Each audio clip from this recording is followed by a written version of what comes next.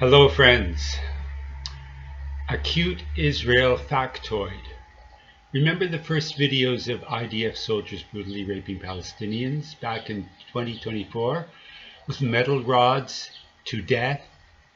A leaked video of this was aired and caused a minor scandal in the Western press and immediately disappeared.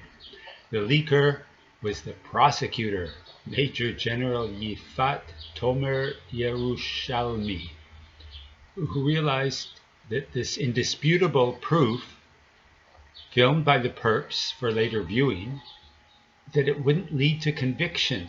So she leaked it in desperation, then attempted suicide, and was taken to an insane asylum. It took the New York Times 2 years to own up to it, and their word-of-mouth stories of Hamas rapes, all Israeli fabrications. But never fear, Israeli Hezbollah to the rescue. Netanyahu is now suing the New York Times, and all the false accusations against Hamas are being regurgitated by our venal media, though long disproved. A Trump factoid. $1.5 trillion is 15,000 times 10 to the 8th.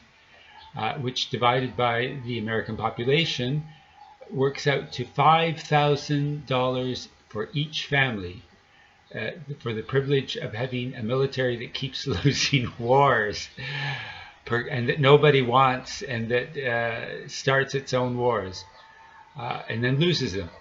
Per capita, at the right in the chart, look at the chart. Note the big spenders are all the collective West, Israel, and the Arab Zionists. And get this, it doesn't include the war on Iran. The poor Pentagon has been forced to endure cuts, even as it gets $1.5 trillion. Cool. Here's what's really going on with Trump's world grab of the gas oil market. Iran is the only stumbling block. Already, US, EU are working to blockade Russian tankers. Hormuz is the last piece in the puzzle. US-Israel will then control all the world's gas and oil, including the Mediterranean, the Palestinians and Lebanese gas. Iran inadvertently helped by taking out Qatar's gas. Trump cannot prevail, or this house of cards collapses. This is existential for US-Israel world hegemony. Its defeat is existential for humanity.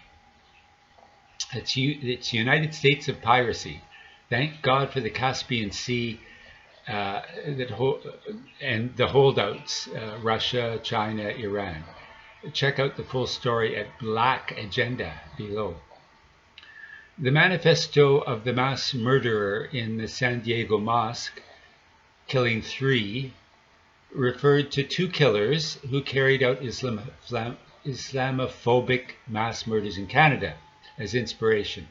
Alexander Bissonnette, who killed 6 Muslim worshippers in Quebec City in 2017, and Nathaniel Veltman, the first white nationalist in Canadian history to be convicted on terrorism charges for his 2021 mass murder of 4 members of the same Muslim family in the streets of London, Ontario. They also allegedly branded themselves as Sons of Tarrant, carrying out a new crusade. This is a reference to Australian mass murderer Brenton Tarrant, who invaded mosques in Churchill, New Zealand 7 years ago, killing 51 worshippers and injuring many more. Canada and little New Zealand, the nice settler colonies. Robert Savio expresses alarm that political leaders and public figures increasingly resort to flattery and accommodation rather than the principle of engagement. This is with respect to Trump. Savio flips the script entirely. He proposes giving Trump an international prize for unintentionally boosting global awareness of peace, democracy, renewable energy, international law, and cooperation, showing the world what happens when these values are ignored. Political satire, yet rooted in a classic lesson from history. Leaders often end up achieving the opposite of their aims, sparking powerful counter reactions, often leading to a greater mark than their original agendas. Everything Trump does is stupid, evil, ugly, whatever. The blowback is courageous, principled, savvy, beautiful. We find precious nuggets of joy there. Savio's dilemma is finding a panel of respected public figures who could lend prestige. Everyone's afraid. Savio envisions 100 organizations from 5 continents joining forces to present the award. Iran is the first country to attack Israel without the tat, as in tit for tat. A welcome first. Paris Saint-Germain gets the message to the masses with the unfurling of this tribute to Palestinians, captured live. See the URL. Outdone by Bosnian World Cuppers in Toronto. See the Instagram link below. So much for the FIFA Trump Genocide World Cup. Speaking of which, Mexico has the honor to host the Iranian football team during the Genocide World Cup. They must fly to the Great Satan for each of their matches.